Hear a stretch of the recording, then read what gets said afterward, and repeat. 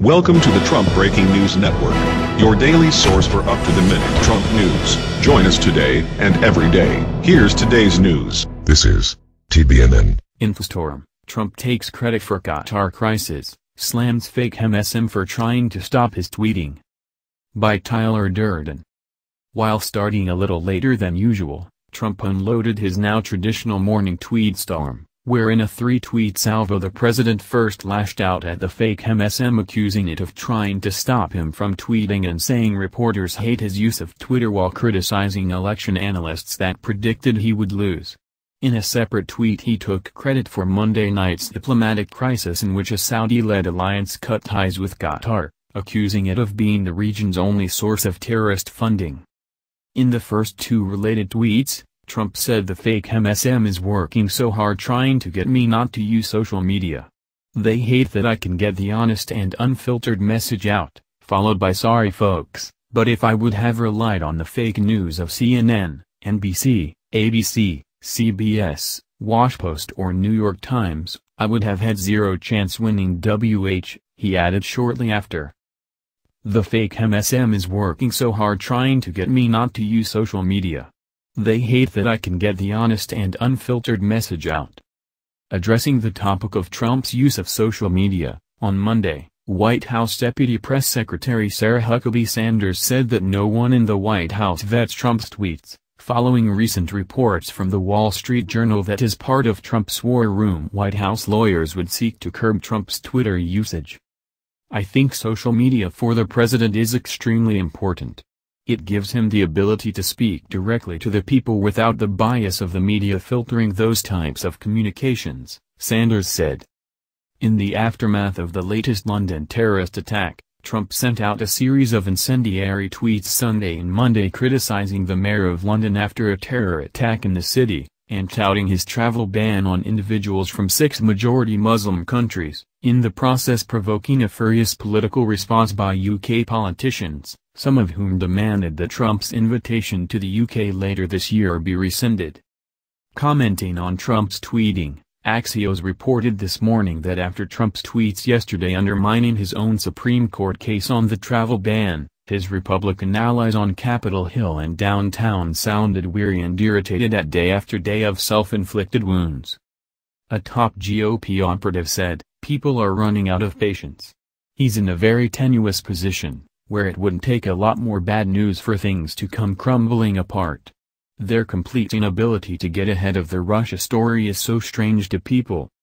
The NY Times' Michael Schmidt, who broke the story that Comey had kept memos of his conversations with Trump, made the remarkable disclosure on Morning Joe last week that it was Trump's Twitter threat to Comey. "James Comey better hope that there are no tapes of our conversations before he starts leaking to the press, that motivated some of the folks that I was talking to, and led to them talking about how Trump told Comey to end the Flynn investigation." He tweets, "Loosen them up to talk about things." In a separate tweet, Trump appeared to take credit for the latest Gulf scandal in which many of Qatar's neighbors cut ties with the wealthy nation, saying that there cannot be funding for radical ideology. "During my recent trip to the Middle East I stated that there can no longer be funding of radical ideology. Leaders pointed to Qatar, look." As some sarcastically pointed out in response to Trump's tweet, Saudi-led GCC effectively blockaded Qatar and isolated a country hosting U.S. bases, as per the U.S. president. Others echoed this sentiment, pointing out that the president, without any diplomatic preparation, just supported a sort of a blockade on a country that hosts one of U.S. largest military bases. The president, without any diplomatic preparation, just supported a sort of a blockade on a country that hosts one of U.S. largest military bases.